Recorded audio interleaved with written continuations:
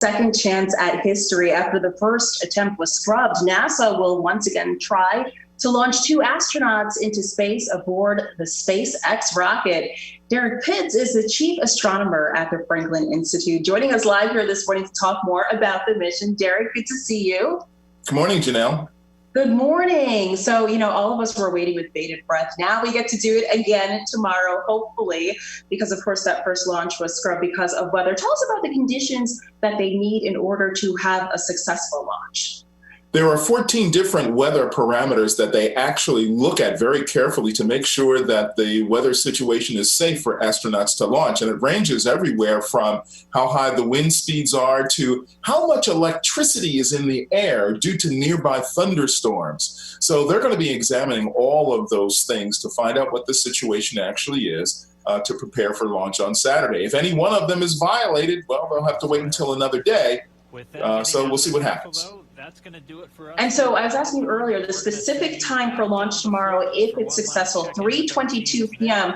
A lot of people are curious, how do they pick that exact precise time?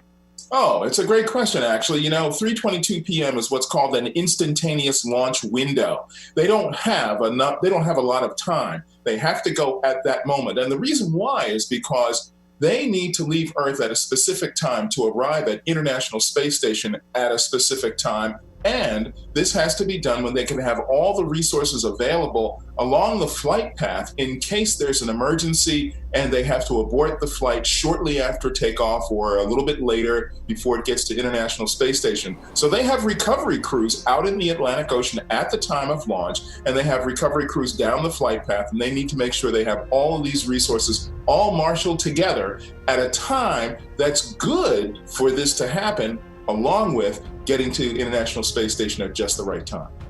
All right. And of course, this is such a historic launch. 2 American NASA astronauts aboard a commercial rocket. What do you think this means for the future of space travel?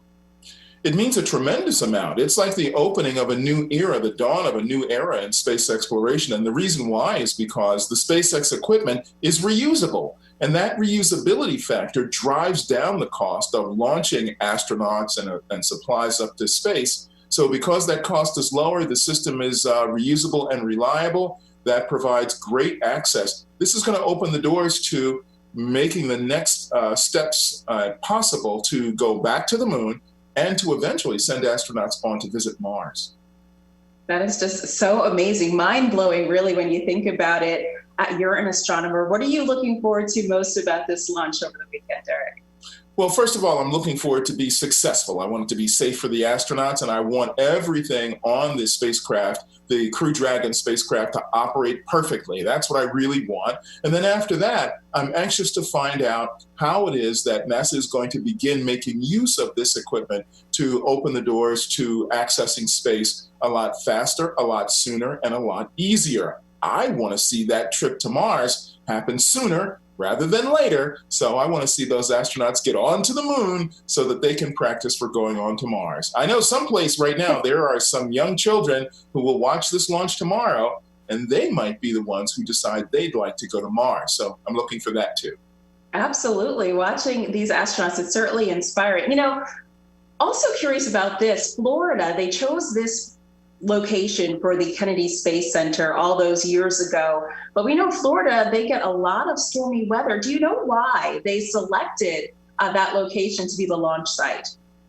One of the reasons they selected this launch site is because it is closer to the Earth's equator and still on United States soil. And that's really important because being closer to the equator, we can launch with the rotation of the Earth, and that launching with the rotation of the Earth gives an extra boost of speed to the spacecraft as it's launching from Earth. So these are the reasons why we mostly find launch sites near the equator.